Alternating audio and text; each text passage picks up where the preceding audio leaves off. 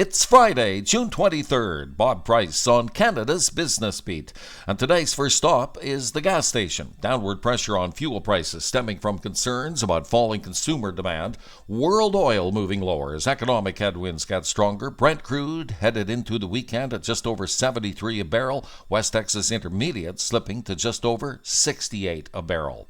There's promising news for the all-important tourism industry, with StatsCan reporting sharply higher visitor numbers, over 373,000 from overseas back in April, which was 54% more than a year ago. The number of Americans coming north up 71% to 1.3 million.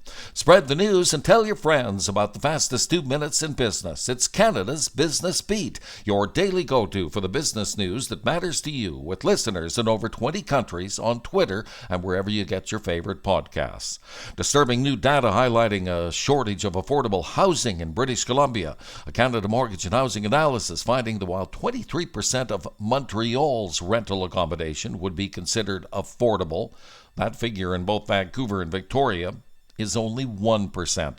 A major setback for BC's winemaking industry. Wine growers British Columbia reporting that a nasty cold snap last December, when temperatures dropped to minus 30 or worse, cut this year's Okanagan grape crop by 56%, with about 45% of all vines suffering long-term damage. Another sizable loss in the cannabis space. Ontario's cannabis growth showing a fourth quarter setback of $648 million, or nearly $60 million worse than a year ago.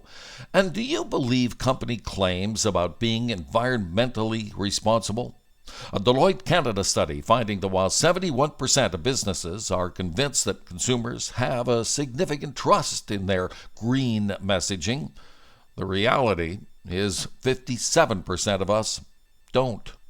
And that will do it for your Friday. Thank you for listening. Bob Price on Canada's Business Beat.